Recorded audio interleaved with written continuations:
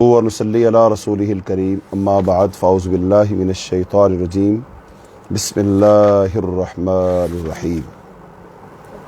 دورہ قرآن سے آج ہمارا سبق نمبر 25 ہے اور اس میں ہم سورہ احقاف سے لے کر سورہ ذاریات کے مضامین کا خلاصہ بیان کریں گے، اور یہ صورتیں بھی مکی صورتیں ہیں، تو مکی صورتوں کے جو اہم ترین مضامین ہیں وہی ان کے اندر بیان کیے جائیں گے۔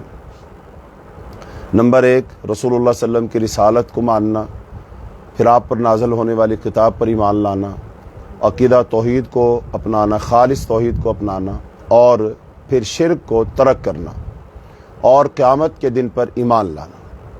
اور اس کے ساتھ ساتھ خود بخود یہ باتیں اس میں آ جائیں گی کہ جن کاموں سے آ کر اللہ کا رسول منع کرے گا ان کاموں سے منع ہو جانا۔ تو یہ بنیادی مضامین ہیں جو مکی صورتوں کے مضامین ہیں، تو لہٰذا یہی ان صورتوں کے اندر بھی بیان کیے جائیں گے۔ پہلی سورہ احقاف ہے، اور یہ مکی صورت ہے اور اس کی 35 آیات ہیں، اور اس صورت کا مرکزی مضمون یہ ہے کہ عزیز الحکیم، یعنی اللہ رب العالمین کی دو صفات کا تذکرہ ہے کہ العزیز اور الحکیم کے نازل کردہ قرآن پر ایمان لا کر مشرک قوم عاد کے انجام سے عبرت حاصل کر کے توحید پرست جنات کی طرح قرآن کے داعی اور مبلغ بن جاؤ۔ یعنی قوم عاد کا خاص طور پر تذکرہ ہے، وہ بیان کیا گیا ہے، اور پھر جنات جو تھے وہ نبی صلی اللہ علیہ وسلم پر ایمان لائے تھے، اور انہوں نے پھر عہد کیا تھا کہ اب ہم اپنی قوم کو جا کر کے سمجھائیں گے، یہی دعوت دیں گے۔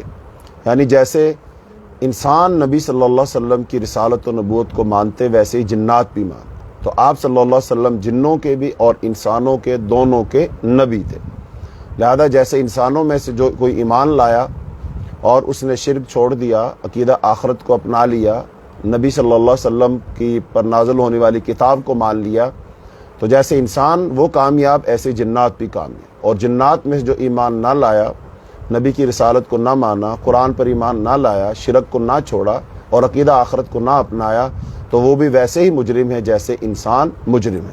تو دو ہی مخلوق ہیں جن کا اللہ تعالیٰ نے قیامت کے دن حساب و کتاب لینا ہے، دونوں کو ارادہ و اختیار اللہ نے عطا فرمایا، اور وہ انسان اور جن ہے۔ تو پچھلی صورت الجاسیہ میں فرعونیت کی وجوہات، تکبر اور غرور، دہریت اور دنیا پرستی، خواہشات نفس کی پیروی وغیرہ پر روشنی ڈالی گئی تھی۔ یہاں سورہ الاحقاف میں اس کی وضاحت قوم عاد کے متکبرانہ منفی رویوں سے کی گئی ہے۔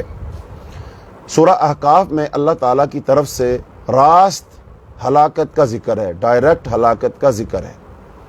تو سورہ احقاف میں قوموں کی ہلاکت کے اصول بیان کیے گئے ہیں۔ تو یہ صورت بھی اس لحاظ سے ایک جلالی صورت ہے، اس میں وادی احقاف کی قوم عاد کی ہلاکت کا بھی ذکر ہے، اور قوموں کی ہلاکت کے اصول بھی بیان کیے گئے ہیں۔ مشرکین مکہ کو ان کے شرک اور استکبار سے روکنے کے لیے قوم عاد کے انجام سے ڈرایا گیا ہے، اور آخری آیت میں ہلاکت کی دھمکی دی گئی ہے۔ فاسق یعنی بد عمل قومیں ہلاک کر دی جاتی ہیں۔ فَهَلْ يُهْلَكُ إِلَّا قَوْمُ الْفَاسِقُونَ، جو لوگ اپنے خود ساختہ خداؤں آلہہ کا تقرب الہی کا ذریعہ سمجھتے تھے، انہیں صاف صاف بتا دیا گیا کہ یہ جو تمہارا عقیدہ ہے تو یہ عقیدہ درست نہیں ہے، اور یہ عقیدہ رکھنے والوں کی جو وہ ہے ہلاکت یقینی ہے۔ تو قرباناً آلہہ کا عقیدہ رکھنے والوں کی ہلاکت کے موقع پر یہ خود ساختہ خدا آلہہ بے بس ہوتے ہیں اور انہیں بچا نہیں سکتے۔ اور پھر قوم عاد ایک مجرم قوم تھی جو آیات الہی کی منکر تھی، اسے ہوا سے ہلاک کیا گیا، ہوا کے ذریعے سے ہلاک کیا گیا۔ اور پھر سورہ احقاف میں جنات کی مسلمان ہو کر داعی بن کر جانے کا تذکرہ بھی ہے۔ انسانوں کو غیرت دلائی گئی کہ تم سے تو جنات اچھے ہیں، وہ قرآن سن کر نہ صرف مسلمان ہوئے بلکہ داعی اور مبلغ بن گئے۔ مسلمان ہونے والے جنات کے لیڈروں نے اپنی قوم سے کہا، اللہ کے داعی کی دعوت پر لبیک کہو، ایمان لاؤ، تمہارے گناہ معاف ہو جائیں گے، اللہ دردناک عذاب سے بچا لے گا۔ یا قومنا اجیبوا داعی اللہ وآمنوا بہ یغفر لکم من ذنوبکم ویجرکم من عذاب علیم۔ تو اب مکے والوں کو یہ بات سمجھائی اور بتائی جا رہی کہ یہ بتاؤ کہ یہ جو شخص ہے حضرت محمد صلی اللہ علیہ وسلم، تم تو اس کو اچھے طریقے سے جانتے ہو، یہ تمہارے بیچ پلا بڑا ہے اور اس کی نجابت و شرافت کو تم جانتے ہو، صداقت اور امانت کو تم جانتے ہو، اخلاق اور کردار کو جانتے ہو، 40 سال تمہارے بیچ رہا ہے، اور بتاؤ اس کے اندر کوئی عیب دیکھا تم نے؟ کوئی ایسی بد اخلاقی دیکھی ہے تم نے؟ بری خصلت دیکھی؟ نہیں دیکھی نا۔ لہٰذا اب تم تو اس کو نبی اور رسول نہیں مان رہے، لیکن وہ جنات جن کے بیچ وہ نہیں رہے، وہ جنات آ کر ان کی رسالت و نبوت کو تسلیم کر رہے ہیں، وہ مان رہے ہیں، وہ ایمان لا رہے ہیں، اور پھر ایمان لا کر کے وہ دعوت کے لحاظ سے آپ کے معاون و مددگار بن رہے ہیں۔ یعنی جو آپ دعوت دے رہے ہیں، انہوں نے کہا کہ ہم اپنی قوم کو جا کر دعوت دیں گے، تو یہ انسانوں کو شرم دلائی گئی کہ انسانوں میں سے نبی انسان ہے، اس کو انسان تو نہیں مان رہے، لیکن انسانوں میں سے جو نبی ہے، وہ رسول ہے، فرشتے اس کو مان رہے ہیں، تو لہذا تم کو بھی یہ بات مان لینی چاہیے۔ چلو تمہارے نزدیک جنات جو زیادہ علم والے ہوتے ہیں اور وہ ان کو تم بہت اور ان کی ذات میں مبالغہ کرتے ہو، تو چلو ان کے دیکھا دیکھی مان لو، انہوں نے مان لیا تو تم بھی مان لو۔ تو سورہ احقاف میں آیت نمبر 1 سے آیت نمبر 3 میں العزیز الحکیم کی تنزیل، تخلیق کائنات اور قیامت کا جو مقصد ہے وہ بیان کیا گیا ہے۔ تنزیل قرآن کا مقصد انسانوں کو تخلیق کائنات اور قیامت کی عدالت کی حکمت سے آگاہ کرنا ہے۔ آسمانوں اور زمینوں کو ایک مقررہ وقت تک کے لیے حق کے ساتھ پیدا کیا گیا ہے، یعنی ان کی تخلیق کا ایک مقصد ہے انسان کو زمین پر خلیفہ بنا کر اس کو اس کے دیے گئے اختیارات میں آزمانا ہے، لیکن انکار کرنے والے ڈرائے جانے پر گریز اور اعراض کا رویہ اختیار کر رہے ہیں۔ والذین کفروا عما انذروا معرضون۔ پھر آیت نمبر 4 سے آیت نمبر 6 میں مشرکین مکہ سے جو توحید خالقیت کے قائل تھے، توحید دعا، توحید عبادت، توحید الوہیت کا مطالبہ کیا گیا ہے۔ یعنی ان سے کہا گیا جب تم اللہ کو خالق مانتے ہو کہ خالق تو وہی ہے، تو پھر بھائی جب خالق وہ ہے تو پھر دعا بھی اسی سے کرو، عبادت بھی اسی کی کرو اور اس کی الوہیت کو مانو۔ مشرکین سے پوچھا گیا کہ بتاؤ من دون اللہ نے زمین و آسمان میں کیا پیدا کیا؟ ارونی ماذا خلقوا من الارض، کوئی آسمانی کتاب دکھاؤ جس میں شرک کی دلیل ہو۔ غیر اللہ قیامت تک لوگوں کی دعاؤں کا جواب نہیں دے سکتے، وہ ان کی دعاؤں سے بے خبر ہیں۔ من لا یستجیب لہ الی یوم القیامہ، قیامت کے دن یہ سب مشرکین کے دشمن ہو جائیں گے اور ان کی عبادت کا انکار کر دیں گے۔ وَإِذَا حُشِرَ النَّاسُ كَانُوا لَهُمْ أَعْدَاءً وَكَانُوا بِعِبَادَتِهِمْ كَافِرِينَ۔ اب مشرکین مکہ کا جو عقیدہ اور نظریہ تھا کہ یہ ہمارے سفارشی ہیں اور اللہ کے ہاں ہماری سفارش کریں گے اور اللہ کے ہاں ہمیں بخشوا لیں گے، اس عقیدے کا رد کیا گیا کہ قیامت کے دن وہ تو اس بات سے ہی انکار کر دیں گے کہ تم نے ان کی عبادت کی ہے، چاہے جائے کوئی تمہاری سفارش کرے اور تمہارے ہمدرد بنے اور تمہیں اپنا پیارا سمجھے اور اللہ کے لیے تمہارے لیے جھگڑا کرے، یہ تو ساری بات کی باتیں ہیں، وہ تو تمہیں پہچاننے سے انکار کر دیں گے۔ وہ کہیں گے ہم تو تمہیں جانتے ہیں، تم کون ہو، تم نے ہماری عبادت بھی کی ہے، ہم تو انکار کرتے، صاحب کوئی عبادت تم نے نہیں کی، پھر کہاں جاؤ گے؟ یہ عقیدہ اس وقت کے لوگوں کے سامنے بھی تھا اور آج کے لوگوں کے سامنے بھی ہونا چاہیے، چونکہ آج بھی بہت سارے مسلمان یہی عقیدہ اور نظریہ رکھتے ہیں کہ یہ ہمارے بزرگ ہیں، یہ ہمارے مرشد ہیں، ہم ان کے ہاتھ پر بیعت کی ہوئی ہے، لہذا یہ ہمیں بخشوا لیں گے، یہ ہمارے سفارشی بن جائیں گے۔ اسی لیے لوگ اللہ سے زیادہ ان انسانوں سے ڈرتے ہیں، اللہ سے زیادہ لوگ ان انسانوں سے لو لگاتے ہیں، اللہ سے زیادہ لوگ ان کے درباروں اور ان کے درگاہوں اور قبروں پر حاضری دیتے ہیں، اللہ سے زیادہ ان کا خوف رکھتے ہیں۔ اللہ کے نام پر ان سے کوئی مانگو تو شاید نہ دیں، لیکن ان کے نام کی مانگو تو فوراً دے دیتے ہیں۔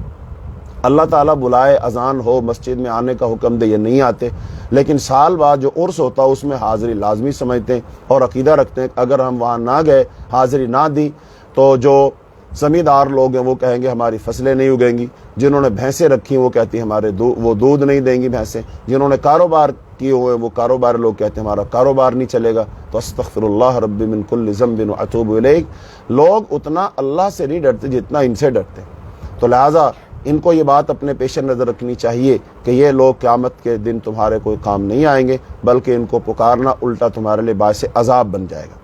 پھر آیت نمبر 7 سے آیت نمبر 11 میں محمد صلی اللہ علیہ وسلم اور قرآن پر اعتراضات نقل کر کے ان کا جواب دیا گیا ہے۔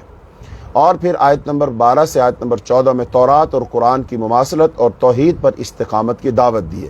تورات بھی امام اور رحمت تھی، اور یہ عربی زبان کا قرآن بھی محمد صلی اللہ علیہ وسلم بھی حضرت موسیٰ کی طرح اللہ کے رسول ہے، قرآن کے نزول کا مقصد بھی ظالم مشرکین کو ڈرانا اور نیک عمل کرنے والوں کو خوشخبری دینا ہے، جو اللہ کو اپنا رب تسلیم کر کے اس پر ڈٹ جاتے ہیں، توحید پر استقامت اختیار کرتے ہیں، انہیں نہ عذاب سے پہلے کوئی خوف لائق ہوتا ہے اور نہ عذاب کے بعد کوئی۔ ان الذین قالوا ربنا اللہ ثم استقاموا فلا خوف علیہم ولا هم یحزنون، ان کے نیک اعمال کے سبب انہیں جنت عطا کی جائے گی۔ یعنی جب کوئی شخص دنیا میں یہ کہہ دیتا ہے نا میرا رب اللہ ہے، میرا الہ اللہ ہے، اس کے بعد سے مشکلات کا آغاز ہوتا ہے۔ اگر کوئی شخص یہ نہیں کہتا کہ میرا رب اللہ ہے، میرا الہ اللہ ہے اور اللہ کے علاوہ کوئی الہ نہیں، اللہ کے علاوہ کوئی رب نہیں، تو اس وقت تک تو دنیا اسے ایک نارمل انسان سمجھتی ہے، تو اس وقت تک تو اس کے ساتھ کوئی دشمنی نہیں لے گا۔ لیکن جب وہ بندہ یہ کہہ دے گا کہ نہیں، الہ صرف اللہ ہے، رب صرف اللہ ہے، اللہ کے علاوہ نہ کوئی رب ہے نہ کوئی الہ ہے، لوگ پھر اس کے مخالف ہو جائیں گے، کہیں گے اچھا۔ اور یہاں پر یہ بات نوٹ کر لیجئے، سمجھ لیجئے، پوری دنیا میں خاص طور پر جو مسلمانوں کے علاوہ لوگ ہیں، جو کہ تقریباً کوئی 6.5 ارب کے قریب لوگ ہیں اس وقت، ان میں سے خاص طور پر یورپ جو ہے وہ ایک انسان کی تربیت کرتا ہے، اور اس تربیت میں وہ جو عقیدہ ہے نا اس کو شامل نہیں کرتا، یعنی کہ عقیدہ کے بغیر تربیت کرتا ہے، اور جو عقیدہ کے بغیر تربیت ہوگی وہ صرف مادہ پرستی کی تربیت ہوگی۔ انہیں اللہ، الہ، رب، معبود، اس کے حکم، اس کی شریعت، اس کی کوئی پرواہ نہیں۔ اچھا، اسلام کیا کہتا ہے؟ اسلام کہتا ہے جب بھی کسی فرد کی تربیت کرو تو اس کی تربیت میں جو مرکزی نقطہ ہونا چاہیے، جس کو آپ کہیں کہ جو مرکز ثقل ہونا چاہیے، جس کے گرد اس کی ساری زندگی، ساری فکر گھومے گی، وہ عقیدہ ہے۔ تو اسلام عقیدے کے مطابق عقیدے کو بنیاد بنا کر تربیت کرتا ہے۔ یہ فرق ہے دونوں تربیتوں میں۔ لیکن افسوس کے ساتھ آج مسلمانوں میں بھی یہی ہے، وہ کہتے ہیں عقیدے کو بنیاد مت بناؤ، عقیدے کو چھوڑو، جو جس کا عقیدہ ہے، جہاں جو لگا ہے، جو کچھ کر رہا ہے اس کو کرنے دو۔ تو یہ تو وہی یورپ والی بات آ گئی نا ہمارے اندر۔ اچھا، ایک اور بات ذہن میں رکھیے، نوٹ کر لیں اس بات کو کہ اب دنیا میں ترقی کا خواہاں تو ہر کوئی شخص ہے۔ ترقی کا مطلب دنیا میں اس کے پاس روپیہ پیسہ ہو، اچھا گھر ہو، گاڑی ہو، اور کھانے پینے کے لیے ساز و سامان، پہناوے اچھے ہوں، اس کے بچے اچھے اسکول میں پڑھ رہے ہوں، اچھی سڑکیں ہوں، اسکول ہوں، یہ سب ترقی۔ اچھا، اب ترقی کے بھی دو نظریے۔ ایک ترقی ہے کہ دین کے ساتھ دین کے مطابق ترقی کرنا، ایک ہے دین کو سائیڈ پہ کرو اور پھر ترقی کرنا، یعنی دین کے ساتھ ترقی اور دین کے بغیر ترقی۔ اچھا، ان باتوں کو نا آپ نوٹ کر لیں اور اس پر پھر آپ غور و فکر کرنا کہ دنیا میں ترقی کے خواہاں تو سب ہیں، لیکن وہ سارے کے سارے دین کو سائیڈ پہ کر کے ترقی کرتے ہیں۔ مطلب دین کو سائیڈ پہ کر کے ترقی کرنے کا کیا ہے کہ وہ ترقی میں حلال، حرام، جائز، ناجائز، اللہ کی خوشی، ناخوشی، وہ اس چیز کو ملحوظ نہیں رکھتے۔ وہ چاہتے ہیں بس دولت کماؤ، جیسے بھی کماؤ، گھر بناؤ، کیسے بھی بناؤ، گاڑی ہونی چاہیے، کیسے بھی ہونی چاہیے، لہذا یہ ترقی ہے۔ لیکن دوسرا نظریہ کیا ہے؟ دین کے مطابق ترقی کرو، یعنی جو قرآن و حدیث کہے وہ اپناؤ، اس کے مطابق کام کاج کرو، کاروبار کرو، تجارت کرو، اسی کے مطابق اپنا نظام بناؤ، اسی کے مطابق اپنے ادارے بناؤ، اسی کے مطابق اپنے سلیبس بناؤ، اسی کے مطابق نسل نو کی تربیت کرو، وہ دین کے مطابق ہر کچھ ہوگا۔ تو لہذا اب دنیا میں یہ دو نظریے الگ الگ ہیں، ایک ہے دین کے ساتھ ترقی، ایک ہے دین کے بغیر ترقی، ایک ہے عقیدے کے ساتھ تربیت، ایک ہے عقیدے کے بغیر تربیت۔ تو ایک مسلمان کی تربیت وہ عقیدے کے مطابق ہونی چاہیے، اور اس کی ترقی جو ہے وہ دین کے مطابق ہونی چاہیے، یعنی دین اور عقیدہ یہ ہر جگہ نظر آئیں گے۔ یہی مسلمان کا ترہ امتیاز ہے، یہی اس کی خصوصیت ہے۔ جیسا کہ کل ابتدا میں تمہیداً آپ کے سامنے بات عرض کی گئی تھی کہ اسلام جو ہے، ایمان جو ہے، کلمہ لا الہ الا اللہ جو ہے، اس کی کچھ شروط ہیں۔ جب ان شروط کو پورا کر کے آپ کلمہ پڑھیں گے تو آپ کا کلمہ پڑھنا آپ کو فائدہ دے گا، چونکہ یہ آپ کا دل دماغ روشن کر دے گا، منور کر دے گا، یہ آپ کا گائیڈ بن جائے گا، یہ آپ کو گائیڈ لائن دے گا، یہ ایک دائرہ کھینچے گا اور اس میں بتائے گا کہ تم نے یہاں تک جانا، یہاں سے آگے نہیں جانا۔ تو بہرحال ترقی جو ہے وہ دین کے ساتھ ہونی چاہیے اور تربیت جو ہے وہ عقیدے کے مطابق ہونی چاہیے۔ اس کے بعد آیت نمبر 15 سے آیت نمبر 20 میں والدین کے حقوق بیان کر کے تکبر کا انجام بتایا گیا ہے، اور پھر آیت نمبر 21 سے آیت نمبر 26 میں مشرکین مکہ کو قوم عاد کی ہلاکت سے ڈرایا گیا ہے کہ قوم عاد کو اللہ نے ہلاک کیا، حالانکہ وہ بڑی طاقت والے، قوت والے، اور ان کے پاس بھی اپنی تہذیب، ثقافت، نظریہ، عقیدہ سب کچھ تھا، لیکن انہوں نے اپنے رسول کی بات کو نہیں مانا، تو لہٰذا اللہ نے انہیں تباہ و برباد کر دیا۔ ایسا نہ ہو تم بھی رسول کی بات نہیں مان رہے ہو، اللہ تمہیں بھی تباہ و برباد نہ کر دے۔ تو مشرکین مکہ کے رویے اور جرائم قوم عاد کے جرائم کے مشابہ تھے۔ قوم عاد حضرت نوح کی قوم کی ہلاکت کے بعد میدان میں لائی گئی۔ یہ کشتی والوں کی اولاد تھی، ان کا زمانہ غالباً 3000 قبل مسیح ہے۔ یہ جنوبی عرب کی وادی الاحقاف میں آباد تھے۔ ان کے رسول حضرت ہود تھے، انہوں نے توحید کی دعوت دی۔ یہ بھی ایک مشرک قوم تھی جنہوں نے حضرت ہود سے صاف کہہ دیا تھا، کیا آپ ہمیں ہمارے آلہہ سے، ہمارے الہوں سے دور کرنے کے لیے آئے ہیں؟ قوم عاد کو اپنے خداؤں، آلہہ پر اصرار تھا۔ اجئتنا لتأفکنا عن آلہتنا، یہ بھی مجرم تھے۔ کذالک نجزی القوم المجرمین، حضرت ہود نے انہیں جاہل کہا، یہ اللہ کی آیات کا انکار کرتے تھے، ان کا مذاق اڑاتے تھے۔ یہ لوگ آنکھ، کان اور دل و دماغ سے کام نہیں لیتے تھے۔ فما اغنا عنہم سمعہم ولا ابصارہم ولا افئدتہم من شیء، یہ سوچتے تھے اور نہ عقل سے کام لیتے تھے۔ انہوں نے عذاب کا مطالبہ کیا، انہیں ہوا سے ہلاک کیا گیا۔ مجرم قوموں کے ساتھ یہی سلوک کیا جاتا ہے۔ پھر آیت نمبر 27 سے آیت نمبر 28 میں ہلاکت اقوام پر نام نہاد خداؤں اور قربان آلہہ کی بے بسی کا تذکرہ ہے کہ ان جن کو تم اللہ کے سوا پکارتے ہو، جب عذاب آتے ہیں یہ ان کے کوئی کام نہیں آ سکتے۔ تو اے مکے والو، تم نے بھی جو اپنے لات، منات اور حبل اور عزا اور دیگر 360 بت بنا رکھے ہیں، جب اللہ کی طرف سے عذاب آئے گا نا تمہیں بچا نہیں سکے گا۔ اور ان پر پھر عذاب آیا۔ کب عذاب آیا؟ غزوہ بدر میں عذاب آیا۔ تو جب یہ شکست کھا رہے تھے، ان کے سرداروں کو قتل کیا جا رہا تھا، تو ان کے آلہہ، ان کے الہ ان کو بچانے کے لیے نہیں آئے، انہوں نے آ کر ان کی مدد نہ کی۔ اور پھر اس کے بعد جب فتح مکہ ہو رہا تھا، نبی صلی اللہ علیہ وسلم 10,000 کا لشکر لے کر مکہ میں آ چکے اور گھراؤ کیا جا چکا، اور یہ سارے ان الہوں کے، معبودوں کے ماننے والے سر جھکا کر کھڑے تھے، تو کسی ان کے الہ نے ان کی مدد نہ کی۔ ان کے ہوتے ہوئے مکہ فتح ہو گیا اور سارے کے سارے ان کے ماننے والے بے بس ہو گئے۔ اور پھر حد تو یہ ہے کہ اس مکہ مکرمہ سے، خانہ کعبہ سے ان بتوں کو باہر نکالا گیا۔ رسول اللہ صلی اللہ علیہ وسلم کے ہاتھ میں ایک چھڑی تھی جس کے ساتھ آپ بتوں کو گراتے جاتے تھے اور آیت پڑھتے تھے، جاء الحق وزہق الباطل ان الباطل کان زہوقا۔ جب وہ بت خود ٹوٹ رہے تھے، انہیں اٹھا کے باہر پھینکا جا رہا تھا، وہ اپنی مدد نہ کر سکے، لوگوں کی مدد کہاں کریں گے؟ تو یہی بات سمجھائی گئی کہ مکے والوں، یہ تمہارے آلہہ جو ہیں نہ یہ تمہارے کام نہیں آئیں گے۔ اور اس سے پہلے بھی جن جن قوموں نے اپنے اپنے الہ بنائے تھے، کوئی الہ کسی قوم کے کام نہیں آیا۔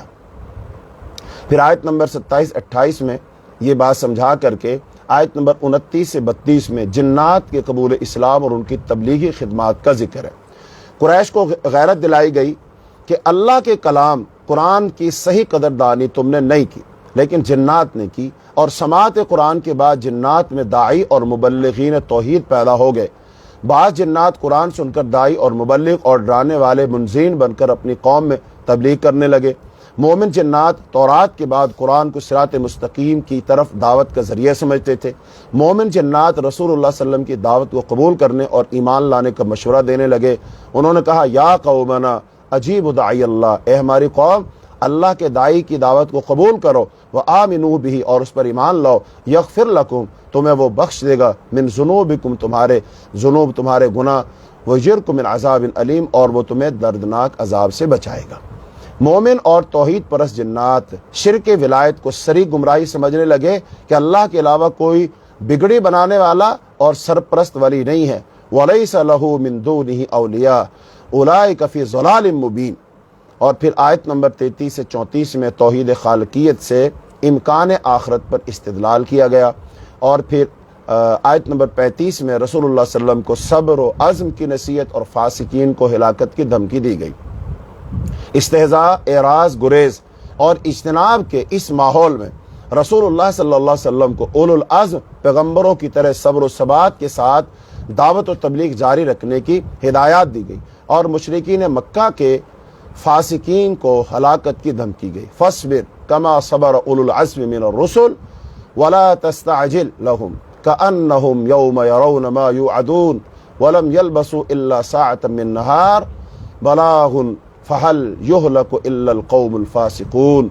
اولو العزم پیغمبر 5 ہیں، اولو العزم پیغمبر 5، حضرت ابراہیم، حضرت نوح، حضرت موسیٰ، عیسیٰ اور حضرت محمد علیہ السلام۔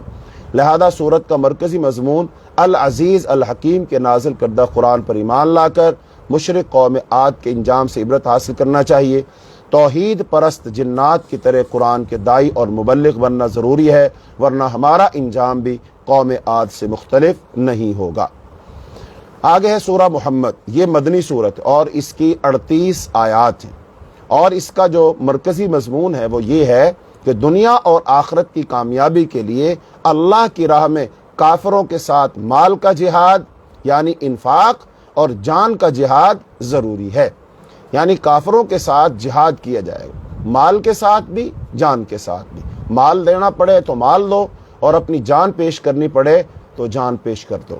اور یہ جان اور مال کا جہاد وہی شخص کر سکتا ہے جس کا اللہ پر کامل ایمان ہو، اس کو اللہ پر کامل یقین ہو، وہ اللہ کو دل کی گہرائیوں سے مانتا ہو، وگرنہ جس شخص کے دل میں ایمان کمزور ہو، اللہ پر یقین کامل نہ ہو، وہ شخص اپنی جان کبھی قربان نہیں کر سکتا۔ ہاں مال تو پھر بھی دے سکتا ہے لیکن جان نہیں دے سکتا، اور ظاہری بات ہے جب تک کوئی شخص جان کی بازی نہیں لگائے گا تو مال کا بھی فائدہ نہیں ہوگا۔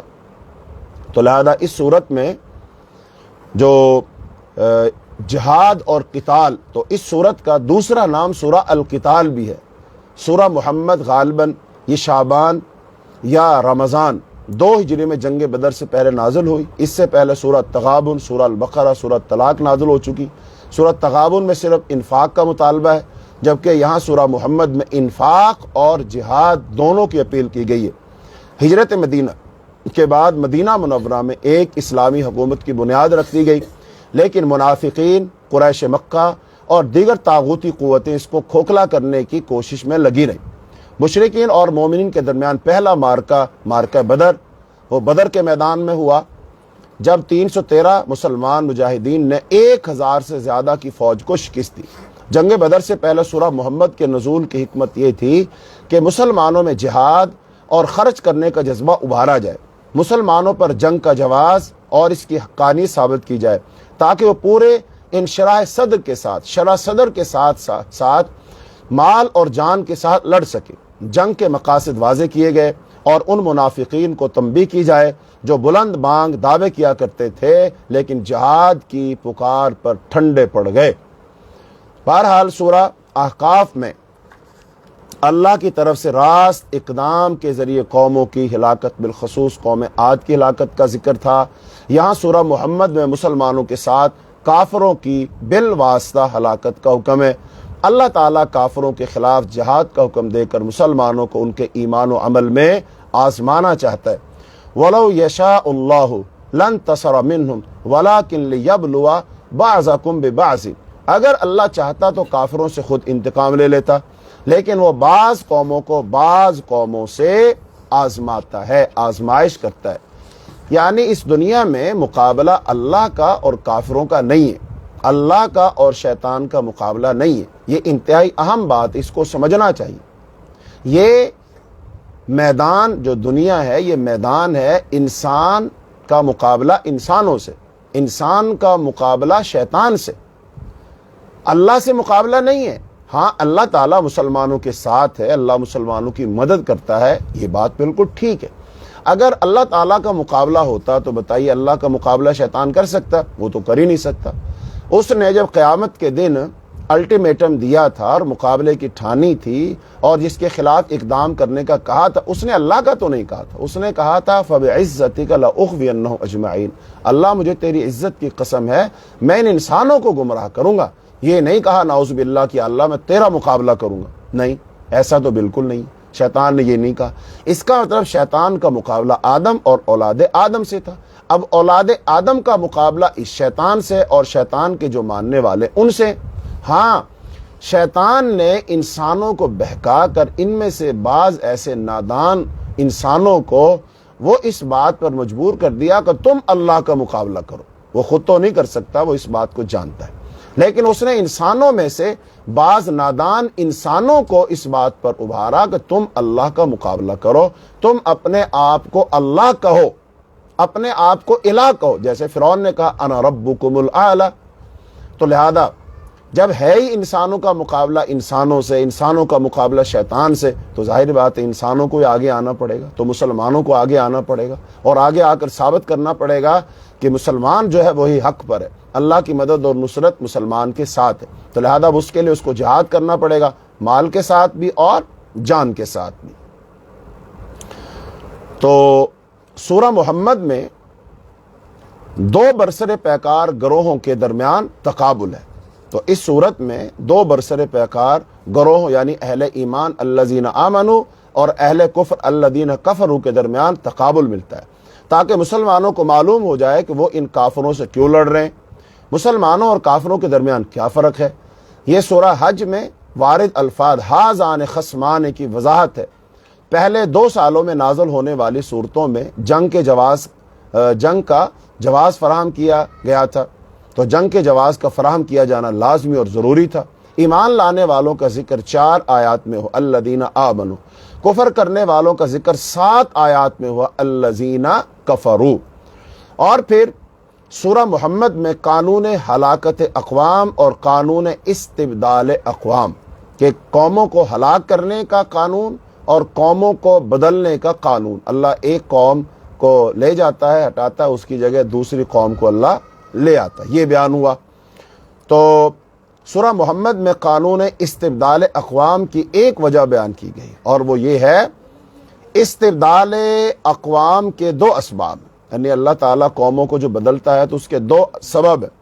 نمبر 1 بخل اور ترک انفاق کا ذکر یہاں سورہ محمد میں ہوا ہے، اور دوسرے سبب ترک جہاد کا ذکر سورہ توبہ کی آیت نمبر 39 میں ہوا ہے۔ بخل اور کنجوسی جہاد کی راہ میں سب سے بڑی رکاوٹ ہے۔ بخیل اور بزدل قومیں زیادہ دیر تک اپنی بقا کی جنگ نہیں لڑ سکتی، اسلامی ریاست دیر تک قائم نہیں رہ سکتی۔ آخری آیت میں بخیلوں کو دھمکی دی گئی کہ اگر وہ جہاد کے لیے دل کھول کر فیاضی نہیں کریں گے تو اللہ تعالیٰ انہیں ہٹا کر ایک دوسری قوم لا سکتا ہے۔ وَإِن تَتَوَلَّوْا يَسْتَبْدِلْ قَوْمًا غَيْرَكُمْ ثُمَّ لَا يَكُونُوا أَمْثَالَكُمْ۔ جو قومیں جہاد چھوڑ دیتی ہیں اور جو ریاستیں اپنے دفاع پر زیادہ توجہ نہیں کرتی، انہیں بھی ہٹا کر دوسری قوم کو لایا جاتا ہے۔ اس کا ذکر سورہ توبہ کی آیت نمبر 39 میں کیا گیا ہے۔ إِلَّا تَنْفِرُوا يُعَذِّبْكُمْ عَذَابًا أَلِيمًا وَيَسْتَبْدِلْ قَوْمًا غَيْرَكُمْ وَلَا تَضُرُّوهُ شَيْئًا۔ تو سورہ محمد میں جہاد کی کامیابی کے لیے شرط تقوی بیان کی گئی کہ اگر جہاد میں تم لوگ حصہ لو اور جہاد کرو تو تم کامیاب کب ہوگے؟ جب تمہارے اندر تقوی ہوگا۔ اگر جو لوگ میدان جہاد میں اتریں اور وہ لڑائی شروع کر دیں اور اگر ان میں تقوی نہ ہوا تو پھر وہ کامیاب نہیں ہو سکیں گے۔ تو جہاد کی کامیابی کے لیے تقوی ایک بنیادی شرط ہے۔ تقوی کا ذکر 3 آیات میں کیا گیا ہے۔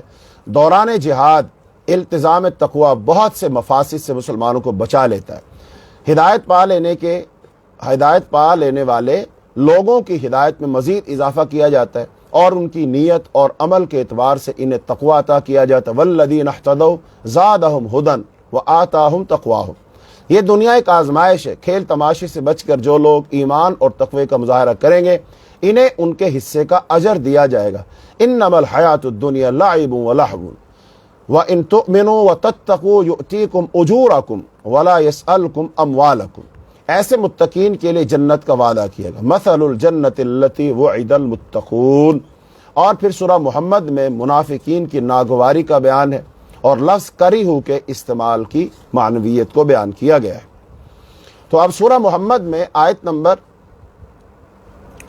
38 آیات میں، تو اس کی 38 آیات ہیں، تو ان آیات میں آیت نمبر 1 سے آیت نمبر 3 میں کافرین اور مومنین کے عقیدے اور صحیح موقف اور پوزیشن کی وضاحت کی گئی ہے، اور پھر آیت نمبر 4 سے آیت نمبر 9 میں احکام جنگ اور فلسفہ جہاد بیان کیا گیا ہے کہ کافروں کے استحصال کے لیے اللہ تعالیٰ کے 2 طریقے، اللہ کا راست اقدام ہلاکت یعنی ڈائریکٹ ایکشن بائی اللہ، اور مسلمانوں کے جہاد کے ذریعے سے ہلاکت، انڈائریکٹ ایکشن تھرو مسلمز، کافروں سے مٹ بھیڑ ہونے پر ان کی گردنیں مارنا چاہیے، انہیں گرفتار کیا جا سکتا ہے، ان پر احسان کرتے ہوئے فدیہ لے کر انہیں چھوڑا جا سکتا ہے۔ فشد الوثاق فاما منن بعد واما فداء، اگر اللہ چاہتا تو خود ان سے انتقام لے لیتا، لیکن وہ بعض لوگوں کے ذریعے سے آزمانا چاہتا ہے۔ اللہ کی راہ میں شہید ہونے والوں کے اعمال ہرگز ضائع نہیں ہوں گے، وہ جنت میں داخل ہوں گے۔ اگر اہل ایمان اللہ کی مدد کریں گے تو اللہ بھی ان کی مدد کرے گا اور ان کے قدم جما دے گا۔ یا ایھا الذین آمنوا ان تنصروا اللہ ینصرکم ویثبت اقدامکم۔ اس کے برخلاف کافروں نے چونکہ اللہ کی نازل کردہ وحی پر ناگواری کا اظہار کیا ہے، اس لیے ان کے اعمال غارت کر دیے گئے۔ پھر آیت نمبر 10 سے آیت نمبر 15 میں بتایا گیا ہے کہ مومن مجاہدین کا مولا یعنی سرپرست اللہ ہے۔ ترغیب جہاد دی گئی اور جنت کی 4 نہروں کا تذکرہ کیا گیا۔ تاریخی دلیل پیش کی گئی کہ زمین پر چل پھر کر کافر قوموں کی ہلاکت کے انجام پر غور کرنا چاہیے۔ اہل ایمان کا سرپرست اللہ ہے، جبکہ کافروں کا کوئی سرپرست نہیں۔ کافر مویشیوں کی طرح دنیا میں کھا پی لیتے ہیں، لیکن ان کا ٹھکانہ آگ ہے۔ والذین کفروا یتمتعون ویأکلون کما تأکل الانعام والنار مثوی لہم۔ قریش کو بتایا گیا کہ جس شہر سے رسول کو نکالا گیا، اس شہر سے زیادہ قوت رکھنے والی بستیوں کو اللہ نے ہلاک کر دیا۔ ان کا کوئی ناصر نہیں تھا، مددگار نہیں تھا۔ جس کے پاس وحی کی دلیل ہو اور جو نیک عمل کرتا ہو، وہ اس شخص کے برابر نہیں ہو سکتا جس کے پاس کوئی دلیل ہی نہ ہو، جس کے لیے برے اعمال خوشنما بنا دیے گئے ہوں اور جس نے اپنی خواہشات نفس کی پیروی کی ہو۔ متقی مجاہدین کے لیے جنت میں پانی، دودھ، شراب اور شہد کی 4 نہریں ہوں گی، ہر قسم کا میوہ ہوگا اور اللہ کی مغفرت۔ یہ ان کافروں کی طرح نہیں ہو سکتے جو دوزخ میں ہمیشہ رہیں گے، جنہیں کھولتا ہوا پانی پلایا جائے گا جو ان کی آنتوں کو کاٹ ڈالے گا۔ ہوا خالد فی النار وسقوا ماء حمیما فتقطع امعاءہم۔ اور پھر آیت نمبر 16 سے آیت نمبر 32 میں منافقین کے جہاد سے فرار کی ذہنیت کا پول کھول دیا گیا۔ رسول اللہ صلی اللہ علیہ وسلم کی بات کو سن کر انسنی کرنے والے منافقین کے دل پر مہر لگا دی گئی۔ اولئک الذین طبع اللہ علی قلوبہم۔ اس کے برخلاف مخلص ہدایت یافتہ لوگوں کی ہدایت میں اضافہ کیا جاتا ہے اور انہیں ان کے حصے کا تقویٰ دیا جاتا ہے۔ رسول اللہ صلی اللہ علیہ وسلم سے کہا گیا کہ وہ اپنی اور مسلمانوں کی خطاؤں کی معافی مانگے۔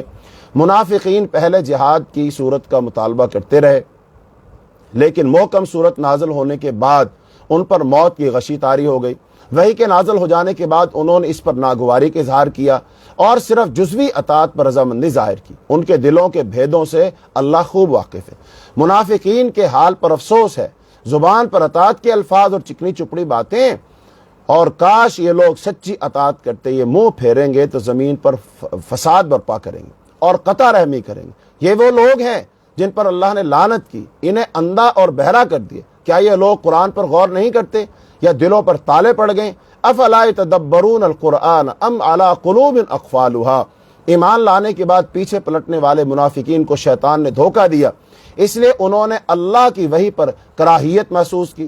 انہیں خبردار کیا گیا کہ جب فرشتے ان کی روح قبض کریں گے تو انہیں تھپڑ ماریں گے اور ان کی پیٹھوں پر بھی ماریں گے۔ اللہ تعالیٰ منافقین کے مقابلہ میں مخلص مجاہدین اور صابرین کو چھانٹ کر رہے گا۔ کافر اللہ کو کوئی نقصان نہیں پہنچا سکیں گے۔ پھر آیت نمبر 33 سے 35 میں اہل ایمان مجاہدین کے لیے جہاد کی وہ ہدایات دی گئی ہیں، اور 36 سے 38 آیت میں انفاق کا حکم ہے، اللہ کی راہ میں خرچ کرنے کا حکم ہے۔ دنیا کی زندگی کھیل تماشا ہے، ایمان اور تقویٰ کے نتیجے میں اجر حاصل ہوگا۔ جہاد کی کامیابی کے لیے مالی انفاق جو ہے، مال خرچ کرنے کی اپیل کی جا رہی۔ بخیل لوگ خود اپنے اوپر ظلم کرتے ہیں۔ یہ ابدی اصول رکھا گیا ہے کہ جہاد کی کامیابی کے لیے مال خرچ کرنا ایک بنیادی شرط ہے، اور مال خرچ کرنے کی اپیل کی گئی، اور یہ بات صاف صاف بتا دی گئی کہ عدم انفاق کی صورت میں کنجوسوں بخیلوں سے حکومت اور امامت چھین لی جائے گی، وہ محکوم بنا دیے جاتے ہیں اور انہیں مٹا کر دوسری فیاض سخی خرچ کرنے والی قومیں اٹھائی جاتی ہیں۔ وَإِن تَتَوَلَّوْا يَسْتَبْدِلْ قَوْمًا غَيْرَكُمْ ثُمَّ لَا يَكُونُوا أَمْثَالَكُمْ۔ تو لہذا صورت کا مرکزی مضمون یہی تھا کہ دنیا اور آخرت کی کامیابی کے لیے اللہ کی راہ میں کافروں کے ساتھ مال کا جہاد یعنی انفاق اور جان کا جہاد ضروری ہے، ورنہ اللہ تعالیٰ بزدل اور بخیل قوموں کو ہٹا کر فیاض اور بہادر قوم پیدا کر دیتا ہے۔ آگے سورہ فتح ہے اور یہ بھی مدنی سورت ہے، 29 اس کی آیات ہیں، اور مرکزی مضمون یہ ہے کہ مسلمانوں کو خوشخبری کہ صلح حدیبیہ کے بعد فتوحات اور مال غنیمت کی فراوانی کے دروازے کھول دیے جائیں گے۔ تو اسی لیے اس سورت کا نام سورہ فتح رکھا گیا۔ اب یہ صلح حدیبیہ اور اس سورت کا پس منظر اور شان نزول کیا ہے اس پر ایک نظر ڈالنی چاہیے۔ تو سورہ فتح ذی القعدہ 6 ہجری میں صلح حدیبیہ کے بعد مکہ مکرمہ سے مدینہ منورہ کی جانب واپسی کے سفر میں رسول اللہ صلی اللہ علیہ وسلم پر نازل ہوئی۔ جنگ احزاب اس سے 1 سال پہلے ہی شوال 5 ہجری میں قریش مکہ اور دیگر کئی قبائل نے مل جل کر مدینہ منورہ کو گھیر لیا تھا۔ 1 مہینے کے محاصرے کے بعد اللہ تعالیٰ کی طرف سے بھیجی گئی ایک تیز آندھی کے سبب وہ ناکام و نامراد واپس ہو گئے تھے، اور مدینہ منورہ کی نوزائیدہ اسلامی حکومت کے خلاف یہ جنگی کارروائی پوری طرح ناکام ہو گئی۔ اس جنگ کو جنگ احزاب، جنگ خندق کہا جاتا ہے۔ رسول اللہ صلی اللہ علیہ وسلم نے خواب دیکھا تھا کہ قریش اور اہل عرب کی اس ہزیمت اور پسمائی کے تقریباً 1 سال بعد، یعنی غزوہ خندق احزاب کے 1 سال بعد، رسول اللہ صلی اللہ علیہ وسلم کو ایک خواب کے ذریعے وحی کی گئی کہ آپ مسجد حرام میں داخل ہو رہے ہیں، چنانچہ آپ نے عمرے کے لیے اعلان عام کر دیا۔ منافقین نے اس اقدام کو غلط سمجھا، ظاہر ہے یہ دشمن کے منہ میں جانے کے مترادف تھا۔ صرف 1400 مخلص صحابہ نے رسول اللہ صلی اللہ علیہ وسلم کے ساتھ احرام باندھا اور اپنی اپنی نیاموں میں تلوار رکھ کر 70 قربانی کے اونٹوں کے ساتھ مکے کی طرف رسول اللہ صلی اللہ علیہ وسلم کی قیادت میں روانہ ہوئے۔ مکے سے 15 میل دور پہلے ایک مقام حدیبیہ ہے جسے آج کل شمسی کہا جاتا ہے اور جسے قرآن نے بطن مکہ کا نام دیا۔ یہاں رسول اللہ صلی اللہ علیہ وسلم نے پڑاؤ ڈالا اور حضرت عثمان کو مکے کے اندر بطور سفیر روانہ کیا اور اس قافلے کی غرض و غایت سے آگاہ کیا۔ ان کی واپسی میں تاخیر ہوئی۔ یہ احساس پیدا ہوا کہ شاید حضرت عثمان قتل کر دیے گئے ہیں اور اہل مکہ کے خلاف جنگی کارروائی ضروری ہے۔ تو اس موقع پر رسول اللہ صلی اللہ علیہ وسلم نے صحابہ سے خصوصی حلف لیا، اور اس خصوصی حلف کو کیا کہتے ہیں؟ بیعت رضوان، یعنی موت کی بیعت رضوان۔ کسے بیعت رضوان کے نام سے یاد کیا جاتا ہے؟ تاکہ حضرت عثمان کے قتل کی خبر سچی ثابت ہو جانے کی صورت میں اس قتل کا بدلہ لیا جائے۔ اب صلح حدیبیہ ذی القعدہ 6 ہجری میں ہوئی۔ بعد ازاں قریش نے سہیل بن عمر کو گفتگو کے لیے بھیجا، جس کے نتیجے میں صلح حدیبیہ کا معاہدہ لکھا گیا۔ اس معاہدے کی روح سے قریش مکہ اور مدینہ کی اسلامی ریاست کے درمیان 10 سال کی جنگ بندی۔ اس سال کی بجائے اگلے سال یعنی 7 ہجری میں مسلمانوں کے لیے عمرہ قضا، قریش کے کسی آدمی کی مدینہ آمد پر واپسی اور کسی مسلمان کی قریش کے پاس لوٹ جانے پر عدم واپسی، اطراف و اکناف کے قبائل کو یہ آزادی کہ وہ قریش کے حلیف بھی ہو سکتے ہیں اور مسلم ریاست مدینہ کے حلیف بھی ہو سکتے ہیں وغیرہ جیسے نکات پر اتفاق ہوا، یعنی یہ صلح ہوئی۔ معاہدے کی روح سے ان دفعات میں سے کسی ایک دفعہ کی خلاف ورزی کی صورت میں پورا معاہدہ منسوخ سمجھا جائے گا، یعنی یہ صلح ختم ہو جائے گی۔ تو اب یہ جب صلح حدیبیہ ہوئی، اب ظاہری بات ہے صلح حدیبیہ جب ہوئی تو یہ بات نہ مسلمانوں کو کوئی اچھی نہیں لگی تھی کہ اب اس میں ساری شرطیں تقریباً کافروں کی مان لی گئی۔ ایک تو یہ کئی سال تم عمرہ نہیں کر سکو گے، اگلے سال آؤ گے، کہا جی ٹھیک ہے۔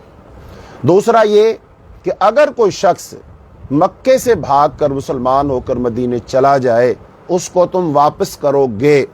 اب یہ بات بھی مسلمانوں کو ناگوار تھی کہ ایک مسلمان بھاگ دوڑ کر اپنی جان بچا کر کے مدینے پہنچ ہی جاتا ہے اور وہ پھر ہمارا مسلمان بھائی ہے، ہم آخر اس کو واپس کریں تو کیوں کریں۔ اچھا، اور اس کے ساتھ ایک اور کڑی شرط یہ تھی کہ اگر کوئی شخص مدینہ منورہ سے تم مسلمانوں میں سے بھاگ کر کوئی مکے آ جائے گا ہم اس کو واپس نہیں کریں گے۔ تو یہ بڑی جو ہے نا مسلمانوں کو شرطیں بڑی ان میں وہ جو کوفت ہو رہی تھی۔ لیکن اب یہ جو ساری باتیں رسول اللہ صلی اللہ علیہ وسلم ان کے ساتھ کر رہے تھے، سوال یہ پیدا ہوتا ہے کہ وہ اپنی مرضی سے کر رہے تھے کہ وہ اللہ کے رسول کی حیثیت سے کر رہے تھے. ظاہر بات ہے اللہ کے رسول کی حیثیت سے کر رہے ہیں, اللہ تعالیٰ کی منشا اور مرضی سے کر رہے ہیں, چونکہ رسول کوئی کام اپنی مرضی سے نہیں کرتا. وما ينطق عن الهوى ان هو الا وحی یوحى. بہرحال جب یہ صلح ہو گئی, اب اس میں کئی اور واقعات پیش آئے کہ اس دوران میں ایک صحابی آگے, اس کے باپ نے انہیں جو قید کیا ہوا تھا, لیکن کسی طریقے سے وہ زنجیریں کھول کر قید سے بھاگ گئے, اور وہ اس کا نیٹ دیکھو چل رہا ہے, موبائل دیکھو چارجنگ کتنی ہے اس میں.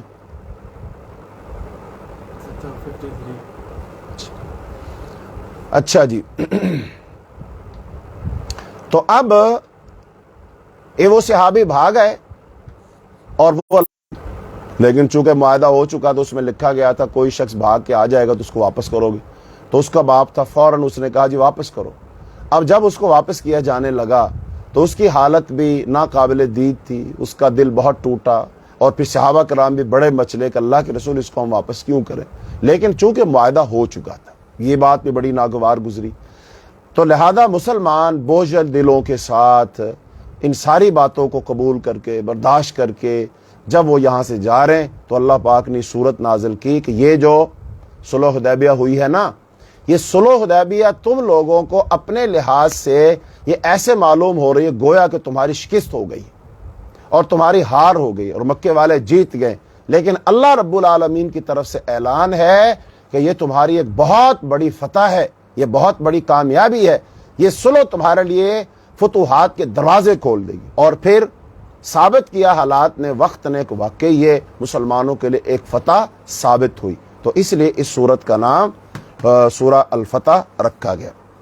اب سورہ الفتح کے فضائل ہیں. تو سورہ فتح آپ صلی اللہ علیہ وسلم کو دنیا اور اس کی تمام نعمتوں سے زیادہ محبوب. حضرت زید بن اسلم اپنے والد سے روایت کرتے ہیں کہ رسول اللہ صلی اللہ علیہ وسلم ایک سفر میں جا رہے تھے, حضرت عمر بھی آپ کے ساتھ تھے, رات کا وقت تھا. حضرت عمر نے آپ صلی اللہ علیہ وسلم سے کسی چیز کے بارے میں سوال کیا, لیکن رسول اللہ صلی اللہ علیہ وسلم نے کوئی جواب نہیں دیا. پھر حضرت عمر نے دوسری مرتبہ سوال کیا, لیکن آپ نے پھر جواب نہ دیا. پھر تیسری دفعہ سوال کیا, لیکن آپ نے پھر جواب نہ دیا. تو حضرت عمر رضی اللہ تعالیٰ نے اپنے آپ سے افسوس کرتے ہوئے کہا کہ اے عمر, تیری ماں تجھے گم پائے. رسول اللہ صلی اللہ علیہ وسلم سے تو نے 3 مرتبہ سوال کیا, لیکن رسول اللہ صلی اللہ علیہ وسلم نے تجھے اس کا جواب نہیں دیا. حضرت عمر کہتے ہیں کہ میں نے اپنے اونٹ کو حرکت دی اور لوگوں سے آگے بڑھ گیا. مجھے خوف تھا کہ کہیں میرے بارے میں قرآن مجید کی کوئی آیت نازل نہ ہو جائے. ابھی تھوڑی ہی میں دور گیا تھا, تھوڑی دیر ہوئی تھی کہ میں نے ایک آواز دینے والے کو سنا جو مجھے پکار رہا تھا. میں نے کہا مجھے تو خدشہ تھا ہی کہ میرے بارے میں کوئی قرآن کی آیت نازل ہو جائے گی. میں رسول اللہ صلی اللہ علیہ وسلم کے پاس آیا اور آپ کو سلام کیا, اور آپ نے فرمایا لقد انزلت علی اللیلۃ سورۃ لا ہی احب الی مما طلعت الشمس علیہ ثم قرأ انا فتحنا لک فتحا مبینا, کہ آج رات مجھ پر ایک سورت نازل کی گئی ہے جو مجھے ہر اس چیز سے زیادہ محبوب ہے جس پر سورج طلوع ہوتا ہے. پھر آپ صلی اللہ علیہ وسلم نے یہ آیت تلاوت فرمائی انا فتحنا لک فتحا مبینا, اور یہ صحیح بخاری کے اندر واقعہ موجود ہے. تو اس کا مطلب یہ سورت رسول اللہ صلی اللہ علیہ وسلم کو بہت محبوب تھی. تو اس کے اندر چونکہ فتح کی بشارتیں ہیں نا, کہ مستقبل میں جو ہونے والی فتوحات ہیں اللہ تعالیٰ نے ان کی طرف اشارہ کیا ہے. تو سورہ فتح جو ہے, پچھلی سورت سورہ محمد میں جہاد اور اللہ کی راہ میں خرچ کا مطالبہ کیا گیا تھا, اور بتایا گیا تھا کہ بخل کا رویہ اختیار کرنے پر اللہ تعالیٰ اپنے قانون استبدال کے تحت کسی اور قوم کو اٹھا کر اس سے جہاد اور خرچ کا کام لے سکتا ہے. لہذا اس سورہ الفتح میں جہاد اور انفاق کے فوائد و ثمرات کی بشارت ہے, جس کی نشاندہی مغانم کثیرہ کے لفظ سے کی گئی ہے. اس سورہ فتح میں ان لوگوں کا ذکر ہے جو عمرے کے سفر کے لیے رسول اللہ صلی اللہ علیہ وسلم کے ساتھ نہیں گئے تھے, اور یہ بدگمانی کر رہے تھے کہ یہ لوگ بخیر واپس نہیں لوٹیں گے. یعنی وہ سمجھ رہے تھے کہ 1 سال پہلے تو غزوہ خندق ہوئی ہے اور اس میں مسلمانوں کو اس میں کافروں کو ہزیمت ہوئی ہے, لہذا کافر تو دانت پیس رہے ہیں اور یہ مسلمان اوپر سے وہاں عمرہ کرنے جا رہے ہیں, تو لہذا یہ تو خود بخود چل کر ان کے پاس جا رہے ہیں تو وہ ان کو چھوڑیں گے نہیں. تو یہ پیچھے رہ جانے والوں کا جو اکثر منافقین تو ان کا خیال یہ تھا. لیکن ظاہر بات ہے اللہ پاک نے مدد فرمائی اور خیر و خوبی سے وہ واپس آ گئے اور کوئی نقصان نہیں ہوا. تو اب وہ لوگ تو ظاہر بات ہے بہت شرمندہ ہوئے اور ان کے سارے اندازے وہ غلط ہو گئے۔ تو بہرحال اب یہ سورہ فتح میں تو اس کی آیت نمبر 1 سے آیت نمبر 7 میں صحابہ کو فتح مبین کی دنیاوی خوشخبری دی گئی ہے۔ فرمایا انا فتحنا لک فتح مبینا، مومنین کے لیے جنت اور منافقین کے لیے اخروی سزا و جزا کا وعدہ کیا گیا جو اللہ کے بارے میں شدید قسم کی بدگمانیوں کا شکار تھے۔ مومنین کو سمجھایا گیا کہ آسمانوں اور زمین کے تمام لشکر اللہ تعالیٰ کے تابع، وہی فتح و نصرت عطا کرنے والا ہے۔ پھر آیت نمبر 8 سے آیت نمبر 10 میں محمد صلی اللہ علیہ وسلم کے مقام مرتبہ کا تذکرہ ہے۔ پھر آیت نمبر 11 سے آیت نمبر 17 میں منافقین کو تنبیہ کی گئی ہے۔ منافقین کو تنبیہ کی گئی کہ وہ منافقت چھوڑ دیں، مخلص بنیں، عذاب سے بچیں، جہاد میں حصہ لیں۔ منافقین کو مستقبل کا نقشہ دکھایا گیا کہ انہیں ایک طاقتور قوم کے خلاف لڑنے کی دعوت دی جائے گی اور جن سے وہ لڑیں گے یا پھر وہ مسلمان ہو جائیں گے۔ ایسی صورت میں اگر وہ اطاعت کا رویہ اختیار کریں گے تو اجر و ثواب کے مستحق ٹھہریں گے، نافرمانی کی صورت میں دردناک عذاب سے دوچار ہونا پڑے گا۔ جہاد میں شرکت سے صرف اندھے، لنگڑے اور مریض آدمی کو ہی رخصت حاصل ہے، منافقین کو ہیلے بہانے چھوڑنے ہوں گے۔ اور پھر آیت نمبر 18 سے آیت نمبر 26 میں بیت رضوان والے جو لوگ تھے تو ان کو خوشخبری سنائی گئی۔ خوشخبری سنائی گئی کہ بیت رضوان کے صحابہ سے اللہ تعالیٰ راضی ہو گیا، وہ انہیں کئی فتوحات اور مال غنیمت سے نوازے گا۔ رضی اللہ عن المؤمنین اذ یبایعونک تحت الشجرہ، کہ اللہ تعالیٰ ان مومنین سے راضی ہو گیا جو ایک درخت کے نیچے آپ کے ہاتھ پر وہ موت کی بیعت کر رہے تھے۔ یعنی رسول اللہ صلی اللہ علیہ وسلم نے ارشاد فرمایا تھا نا، جب حضرت عثمان رضی اللہ تعالیٰ عنہ کے بارے میں یہ اطلاعات موصول ہوئی کہ وہ ابھی تک نہیں لوٹے تو شاید انہیں شہید کر دیا گیا، تو آپ نے سارے صحابہ کرام کو جمع کیا اور ان سے بیعت لی کہ ہم میں سے اگر ایک شخص بھی زندہ ہے تو وہ لڑے گا، لڑتا رہے گا تب تک ہم خون عثمان کا بدلہ نہ لے لیں۔ یہاں سے حضرت عثمان رضی اللہ تعالیٰ عنہ کی فضیلت بھی واضح ہوتی ہے کہ اب حضرت عثمان رضی اللہ تعالیٰ عنہ کی جان اتنی قیمتی تھی کہ ایک صحابی کی جان پر رسول اللہ صلی اللہ علیہ وسلم خود اپنی جان قربان کرنے کے لیے تیار ہو رہے، اور ایک آدمی کی جان خون کا بدلہ لینے کے لیے 1400 صحابہ کرام موت کی بیعت کر رہے ہیں کہ ہم اس صحابی کا بدلہ لینے کے لیے اپنی جانیں قربان کریں گے۔ تو اندازہ لگائی اس صحابی کی جان، اس کی جلالت، عظمت، شان و شوکت اور اس کی توقیر اور عزت اور اس کا مقام اور مرتبہ رسول اللہ صلی اللہ علیہ وسلم کے نزدیک کیا ہے اور اللہ تعالیٰ کے نزدیک کیا ہے کہ ایک آدمی کی جان کا بدلہ لینے کے لیے نبی سمیت 1400 صحابہ کرام اپنی جان کی بازی لگانے کے لیے تیار ہیں۔ تو ان لوگوں کو شرم کرنی چاہیے جو لوگ صحابہ کرام رضی اللہ اجمعین پر بالعموم اور پھر حضرت عثمان رضی اللہ تعالیٰ پر بالخصوص تبرہ کرتے ہیں، ان کو برا بھلا کہتے ہیں اور ان کو نعوذ باللہ گالی نکالتے ہیں اور ان کو مرتد کہتے ہیں اور طرح طرح کی زبان درازیاں کرتے ہیں۔ ان لوگوں کو سوچنا چاہیے، اللہ تعالیٰ انہیں ہدایت دے۔ پھر اس کے بعد آیت نمبر 27 سے آیت نمبر 29 میں عمرے سے متعلق رسول اللہ صلی اللہ علیہ وسلم کے خواب کی سچائی بیان کی گئی۔ خواب کی سچائی بیان کر کے یہ بات بالکل واضح کر دی گئی کہ دین اسلام تمام غلبہ پسند قوتوں اور نظاموں پر غالب ہونے کے لیے آیا ہے۔ لِيُظْهِرَهُ عَلَى الدِّينِ كُلِّهِ، مہاجرین و انصار پر مشتمل صحابہ کی اس مختصر جماعت کی نوزائیدہ فصل اب اپنے بل بوتے پر کھڑی ہو گئی ہے۔ اب دنیا میں اسلام کی روشنی پھیل کر رہے گی۔ رسول اللہ صلی اللہ علیہ وسلم اور صحابہ کی شان بیان کی گئی کہ وہ کافروں پر سخت ہیں، آپس میں ایک دوسرے کے لیے رحیم ہے، رکوع اور سجود کا اہتمام کرتے ہیں، اللہ کے فضل اور اس کی رضوان کے حصول کے متلاشی رہتے ہیں۔ تراہم رکعا سجدا یبتغون فضلا من اللہ ورضوانا سیماہم فی وجوہہم من اثر السجود، ایمان اور اعمال صالحہ کے نتیجے میں مغفرت اور اجر عظیم کی بشارت دی گئی۔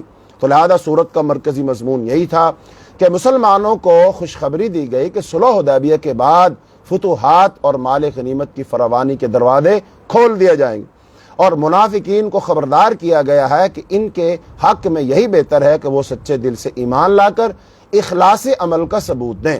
اسلام دنیا میں تمام غلبہ پسند قوتوں کو مغلوب کر کے غالب ہو کر رہے گا۔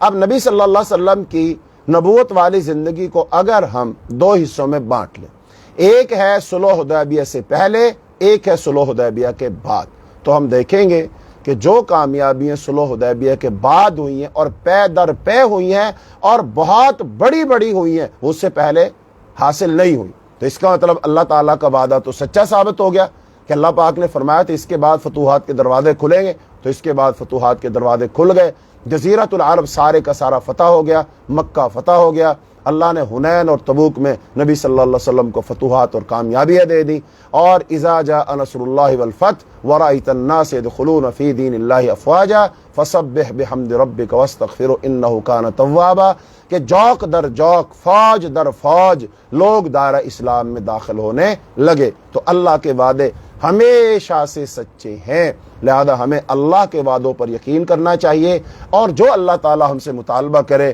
وہ اس کا مطالبہ پورا کرنا چاہیے دل کی خوشی کے ساتھ۔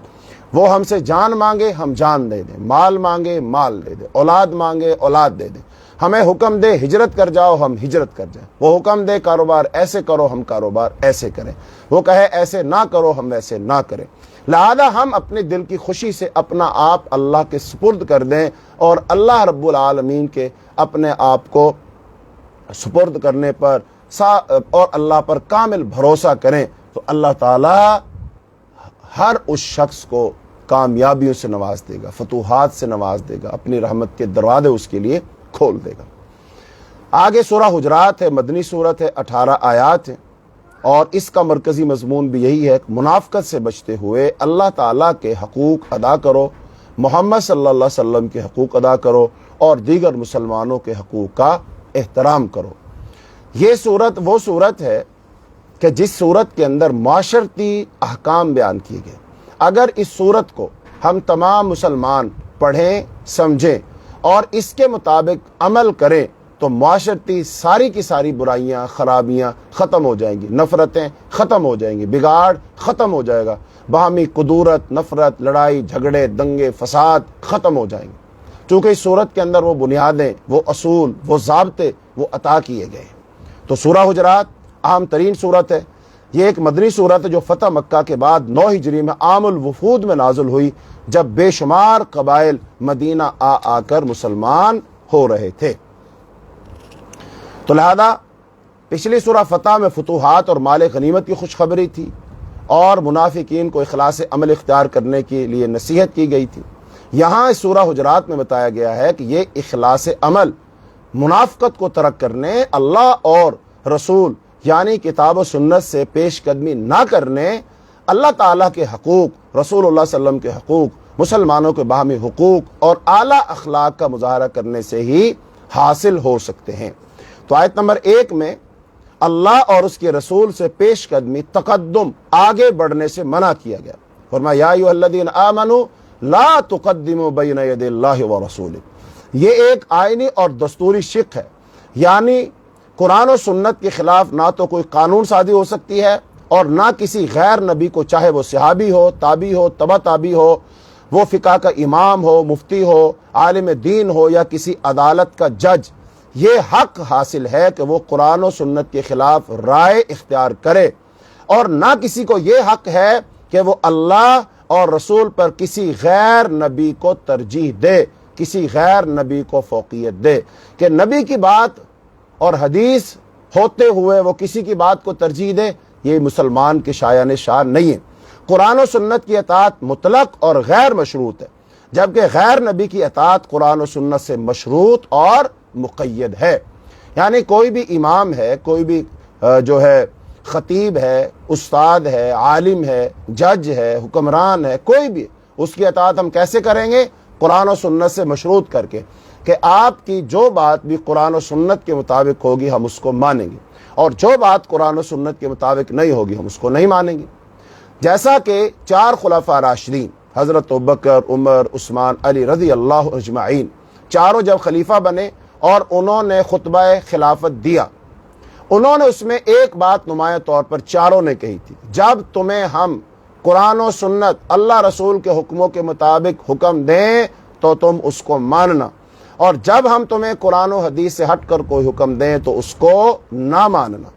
پھر ایسی جو چار ائمہ ہیں ہمارے اہل السنہ کی جو چار ائمہ ہیں، امام ابو حنیفہ، امام مالک، امام شافعی، امام احمد بن حنبل رحمہم اللہ تعالی، ان چاروں کے چاروں نے بھی یہ بات کہی کہ رسول اللہ صلی اللہ علیہ وسلم کے علاوہ کسی شخص کی بات بھی ہے اس کو چھوڑا بھی جا سکتا ہے، اسے لیا بھی جا سکتا ہے۔ یعنی اگر قرآن و حدیث کے موافق ہو تو لے لو، اور قرآن و حدیث کے موافق نہیں تو چھوڑ دو۔ حتیٰ کہ امام ابو حنیفہ رحمۃ اللہ علیہ سے کسی نے کہا جی آپ کی بات اگر قرآن میں یوں ہو اور آپ کی بات میں یوں ہو تو کیا کریں؟ انہوں نے کہا میری بات کو چھوڑ دو، قرآن کو مان لو۔ کہا حدیث میں یوں ہو اور آپ نے یوں فرمایا ہو، آپ نے کہا میری بات کو چھوڑ دو اور حدیث کو مان لو۔ کہا آپ نے یوں فرمایا ہو اور کسی صحابی نے یوں فرمایا ہو، کہا میری بات کو چھوڑ دو، صحابی کی بات کو مان لو۔ اور انہوں نے فرمایا اذا صح الحدیث فهو مذہبی، جب صحیح حدیث تمہیں مل جائے تو میرا مذہب وہی ہے۔ اس کا مطلب وہ کہہ کر گئے کہ جب تمہیں صحیح حدیث مل جائے میرا نظریہ اور میرا مسئلہ، میرا فتویٰ، میری فکر سوچ کو چھوڑ دو۔ لیکن افسوس کے ساتھ کہنا پڑتا ہے آج جو لوگ اپنے آپ کو امام ابو حنیفہ رحمۃ اللہ علیہ سے منسوب کرتے ہیں، جو آپ کو حنفی کہلاتے ہیں، ان کو اگر کسی مسئلہ میں حدیث پیش کی جائے کہ حدیث میں مسئلہ یوں ہے تم ایسے کرتے ہو، قرآن میں مسئلہ یوں ہے تم ایسے فتویٰ دیتے ہو، تو وہ اپنے فتوے پر ہی قائم رہتے ہیں، قرآن و حدیث کو نہیں مانتے، اور آگے سے باتیں کرتے ہیں، کہتے ہیں اچھا یہ اس بات کا امام صاحب کو نہیں پتا چلا تھا، تم کو پتا چل گیا، کیا امام صاحب کے پاس علم نہیں تھا؟ تمہارے پاس علم ہے۔ مثلا دو موٹی موٹی سی باتیں آپ کو بتاؤں۔ نمبر ایک، فقہ حنفی میں جو خاتون اپنے بچے کو دودھ پلائے گی اس کی مدت کتنی ہے؟ 2.5 سال۔ 2.5 سال یعنی 2 سال پورے اور آدھا سال دودھ پلانے کی مدت ہے فقہ حنفی کے اندر۔ اچھا، اب قرآن پاک میں کتنی مدت ہے؟ قرآن پاک سے پوچھو تو قرآن پاک میں ہے دودھ پلانے کی مدت 2 سال، حولین کاملین، 2 سال مکمل۔ قرآن میں 2 سال مکمل دودھ پلانے کی مدت، اور فقہ حنفی میں 2.5 سال۔ اچھا اب کہو فقہ حنفی والوں سے اپنا فتویٰ بدل لو، اپنا فتویٰ واپس لے لو، اعلان کر دو کہ دودھ پلانے کی مدت 2 سال ہے۔ نہیں لیں گے، نہیں لیں گے، نہیں، بات قبول نہیں کریں گے۔ لہٰذا اب ایسا شخص در حقیقت وہ امام ابو حنیفہ کی بات بھی نہیں مان رہا، تو وہ حنفی کہلانے کا بھی حقدار نہیں ہے۔ چلو حنفی تو الگ بات ہے، ایک جو حنفی ہے وہ مسلمان تو ہے نا، تو مسلمان کے لیے سب سے اہم کیا ہے؟ قرآن کی بات، حدیث کی بات، تو لہذا قرآن کی بات کو ماننا چاہیے۔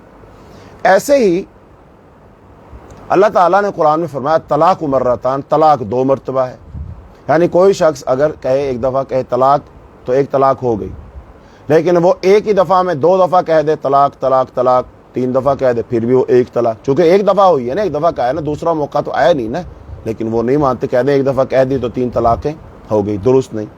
جو مرد حضرات وضو کرتے ہیں نا، وضو کرتے ہیں تو وہ جب سر کا مسح کرتے ہیں تو مسح جب کرتے ہیں وہ کر لینے کے بعد پھر وہ اس کے بعد گردن کا مسح کرتے ہیں، ایسے گردن کا مسح کرتے ہیں، یا پھر پانی لے کر ایسے ایسے 3 دفعہ، عورتیں بھی کرتی ہیں مرد بھی کرتے ہیں۔ لہذا اب یہ 3 دفعہ ایسے کرنا، وضو دھو لیے، دھو لینے کے بعد ایسے کرنا کہاں ہے؟ کہیں نہیں ہے۔ گردن کا مسح کرنا کہاں ہے؟ کسی حدیث میں نہیں۔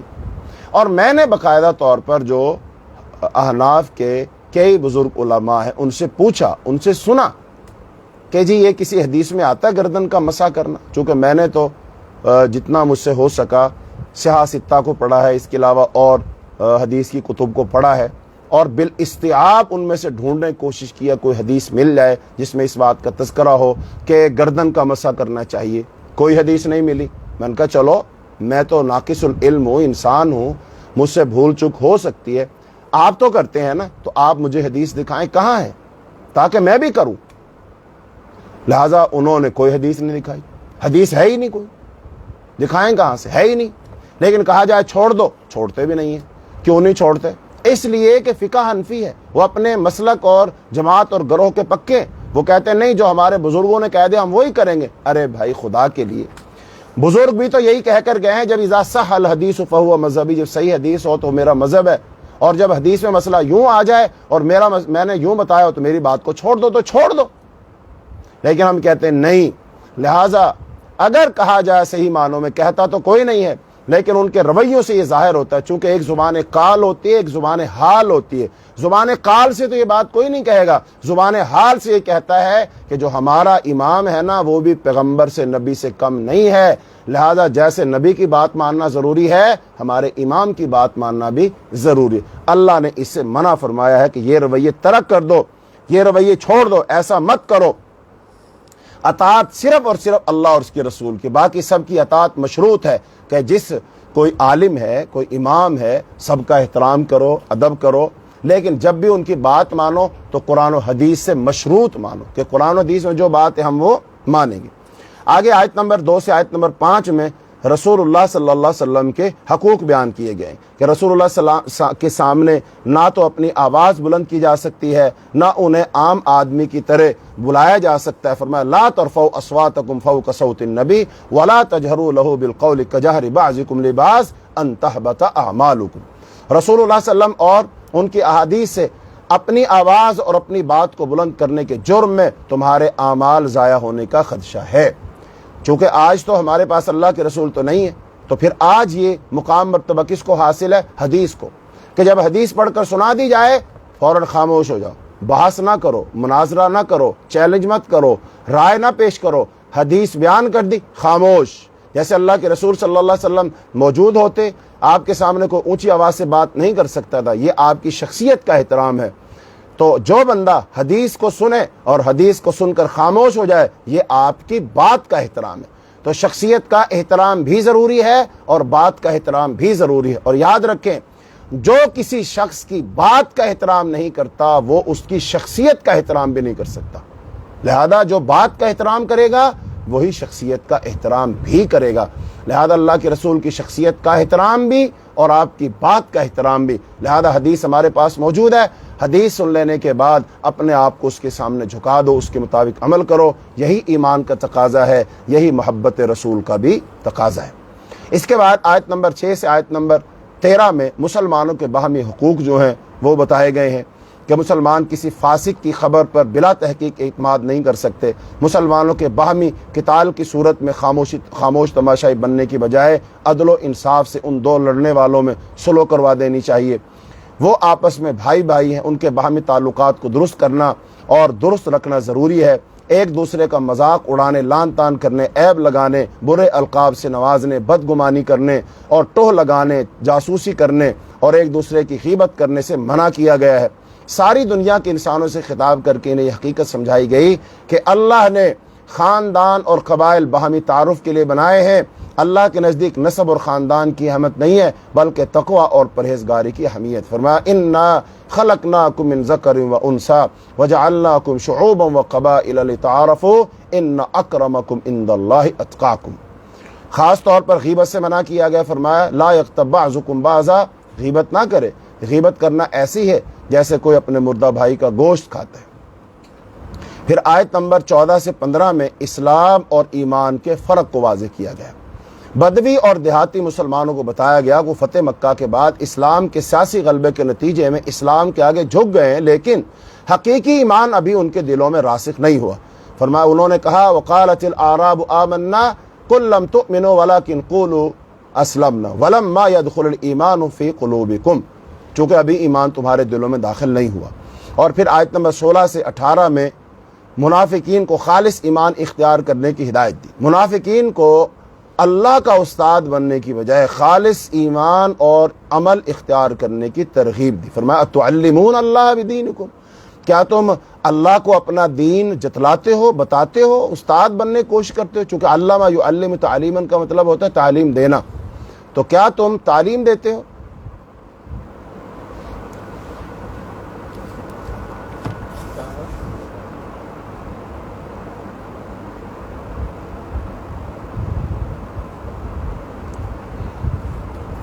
ہاں جی،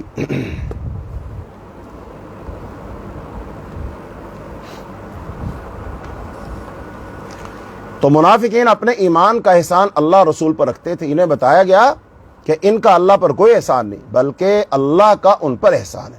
آخر میں بتایا گیا کہ منافقت کا علاج اللہ کی کامل صفات کے ادراک سے ہی ہو سکتا ہے۔ یمنون علیک ان اسلموا قل لا تمنوا علی اسلامکم بل اللہ یمن علیکم ان ہداکم للایمان۔ اللہ عالم الغیب ہے، وہ نیت اور اعمال دونوں سے پوری طرح باخبر ہے، اس لیے کامل اخلاص کے ساتھ اللہ اور اس کے رسول کی اطاعت کی جانی چاہیے۔ وہ لوگوں کے اعمال کو خوب دیکھ رہا۔ ان اللہ یعلم غیب السماوات والارض واللہ بصیر بما تعملون۔ مرکزی مضمون یہی تھا کہ منافقت سے بچتے ہوئے سچے مومن بن کر اعلیٰ اخلاق کے ساتھ اللہ کے حقوق، محمد رسول اللہ صلی اللہ علیہ وسلم کے حقوق اور مسلمانوں کے باہمی حقوق وہ ادا کرنے چاہیے۔ آگے سورہ قاف ہے، مکی صورت ہے، اور 4 بج گئے، اچھا جی 4 بج چکے ہیں تو وقت زیادہ ہو گیا، تو آج ہمارا سبق یہی تک۔